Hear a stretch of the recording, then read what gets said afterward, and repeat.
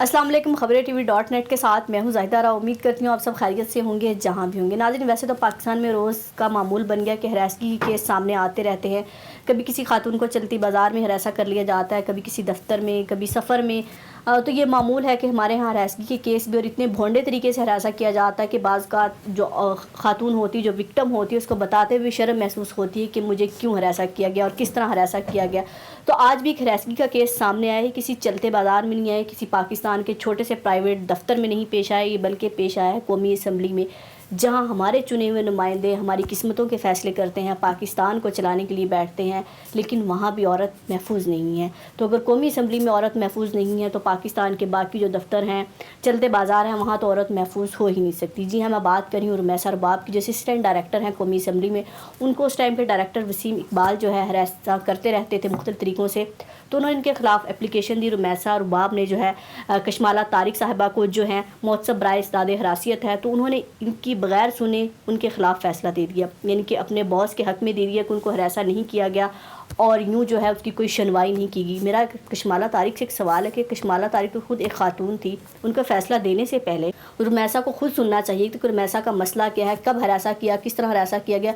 रुमैसा के मुताबिक मुझे वसीम इकबाल साहब जो है चाय की ऑफ़र करते थे, कभी किसी सफ़र पर जाने का कहते थे, यानी उन तमाम तरीक़ों से हरासा करते थे जिस तरह एक मर्द औरत को कर सकता है। तो रुमैसा अरबाब ने अपनी एप्लीकेशन में कशमाला तारिक साहिबा को ये बात बताई थी, लेकिन कशमाला तारिक साहिबा को शायद बात समझ नहीं आई या उनको कोई नॉर्मल सी बात लगी, हालांकि उनको ये बात नॉर्मल लगनी नहीं चाहिए थी, क्योंकि वो भी एक पाकिस्तानी खातून है और वो उनकी को वर्कर के साथ एक मामला पेश आया था, तो उनको इस पर पूरी तहकीक करनी चाहिए थी। लेकिन जब ये फ़ैसला उनके ख़िलाफ़ दे दिया गया, जो वसीम इकबाल साहिब हैं, तो उन्होंने रुमैसा अरबाब को तड़ी लगाने के लिए अपनी 2-3 प्रमोशंस कराई जल्दी जल्दी। अब वो जो है DGIR बन चुके हैं और उनको कमेटी बनाई उसके बाद ये बताने के लिए कि तुम होती कौन हो कि मेरे ख़िलाफ़ एप्लीकेशन दी, यानी कि अपनी ताकत का नाजायज़ इस्तेमाल, जो पाकिस्तान में कहा जाता है कि कानून का और ताकत का हमेशा नाजायज़ इस्तेमाल ही किया जाता है।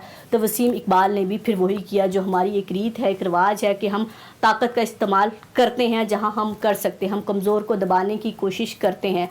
इसीलिए हमारा शायद कानून से और ताकत से यकीन उठ गया कि जिसके पास पैसा हो या किसी के पास ताकत हो तो वो किसी भी गरीब का हक़ कुचलने में देर नहीं लगाता। तो वसीम इकबाल ने भी वही हरकत की और कमेटी बनाई। उस कमेटी का काम यह था कि देखा जाए कि रुमैसा अरबाब को जो है क्यों जॉब से, किस तरह जॉब से फारिग करना है। तो उसमें तहकीक में ये बात सामने आई कि रुमैसा अरबाब साहिबा जो है कभी ऑफ़िस नहीं आती, कभी आती हैं तो देर से आती हैं, यानी कि काम ठीक नहीं कर रही।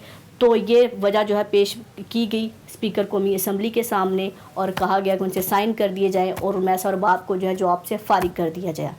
तो इस तरह रुमैसा अरबाब को जॉब से निकाल दिया गया। लेकिन स्पीकर कौमी असम्बली असद कैसर जो कस्टोडियन ऑफ द हाउस हैं, उनकी ज़िम्मेदारी नहीं बनती थी, जो इतना बड़ा हाउस चला रहे हैं उनकी तो ज़िम्मेदारी बनती थी कि कोई भी उनसे एक पेपर पे किसी पे साइन नहीं करा सकता जब तक वो उसकी तहकीक ना करें कि इसके पीछे मामला क्या है, रुमैसा अरबाब को बरतरफ क्यों किया गया। कौमी असम्बली असद कैसर की ज़िम्मेदारी बनती थी कि उस चीज़ को देखते, लेकिन उन्होंने नहीं देखा और उनसे साइन करा लिए गए और रुमैसा अरबाब जो है अब जॉब पे नहीं है, जॉब से निकाल दिया गया है। लेकिन रुमैसा अरबाब साहिबा का ये अज़म है कि मैं इसको हर फोरम पे लड़ूंगी। उन्होंने सदर आरिफ अलवी को जो है इस पे अपील भी दायर कर दिया। देखें इंसाफ की मुंतज़िर है, इंसाफ मिलता है नहीं मिलता। लेकिन जो वो तमाम ख़वातीन जो कौमी असम्बली में बैठी हैं, जो पाकिस्तानी औरतों की नुमाइंदगी कर रही हैं, जो आम पाकिस्तानी ख़वातीन के हकूक़ लड़ने की बात करती हैं कौमी असम्बली में कि हम औरत को पाकिस्तान में वो हक़ दिलवाएंगे जो औरत आज तक महरूम रही है, वो चाहे जायदाद का हक़ हो या फिर ज़बरदस्ती की शादी का हो या कम उम्री में शादी का हो या बच्चियों को पढ़ाने का मसला हो। तो मेरा ख़्याल से ये ख़वातीन क्या हमारे मसाइल लड़ेंगी जब इनकी को वर्कर जो वहाँ पर काम करने वाली इन तमाम चीज़ों से महफूज नहीं है। हरासगी जैसे केस वहाँ पर भी सामने आ रहे हैं और कोई खातून उनके हक़ में नहीं बोली। तो मेरा ख़्याल से तमाम ख़वातीन को एक आवाज़ में लड़ना चाहिए। रुमैसा अरबाब का केस अगर ये आज रुमैसा अरबाब के साथ हो सकता है तो कल आपके साथ भी हो सकता है। और अगर आप रुमैसा अरबाब का केस नहीं लड़ती तो फिर ये बात हमें सामने आ जाएगी कि आप जो पाकिस्तान की ख़वातीन की नुमाइंदगी कर रही हैं तो आप नहीं कर रही, क्योंकि जब आप अपनी को वर्कर का केस नहीं लड़ सकती तो आप हमारा केस भी कहीं भी नहीं लड़ सकती। तो रुमैसा अरबाब के साथ जो है तमाम ख़वातीन को खड़े होना चाहिए और सदर आरिफ अलवी को भी इस पर स्टैंड लेना चाहिए। और custodian of the house Asad Qaiser से अगर ये फ़ैसला गलत हो भी गया है, अगर अब उनको तहकीकात से बात सामने आ जाए कि उन्होंने फ़ैसला गलत किया तो उनको जॉब पर बहाल करना चाहिए। और अगर रुमैसा अरबाब को जॉब से फारिग कर दिया जाता है, लेकिन तो क्या वसीम इकबाल को जॉब से फारिग नहीं किया जा सकता अगर पे झूठा जो इल्ज़ाम लगा है वो साबित हो जाए कि उन्होंने हरासा किया है। लेकिन अगर उनको فارغ نہیں کیا جاتا تو یہ بات سمجھ لینی چاہیے کہ پاکستان میں جو ہے مردوں کا معاشرہ ہے، عورتوں کا معاشرہ نہیں ہے، کیونکہ رمیسہ ارباب کو تو جاب سے نکال دیا گیا. ہونا تو یہ چاہیے تھا کہ جب تک یہ بات سامنے نہیں آتی، تحقیق سے دونوں طرف کا سچ سامنے نہیں آنا تھا، تو رمیسہ ارباب کو بھی جاب سے نکال دیتے اور وسیم اقبال صاحب کو بھی نکال دیتے. لیکن انصاف کا تقاضا تو یہ تھا، لیکن انصاف کا تقاضا پورا نہیں ہوا اور رمیسہ ارباب کو نکال دیا گیا، وسیم اقبال صاحب کو نہیں نکالا.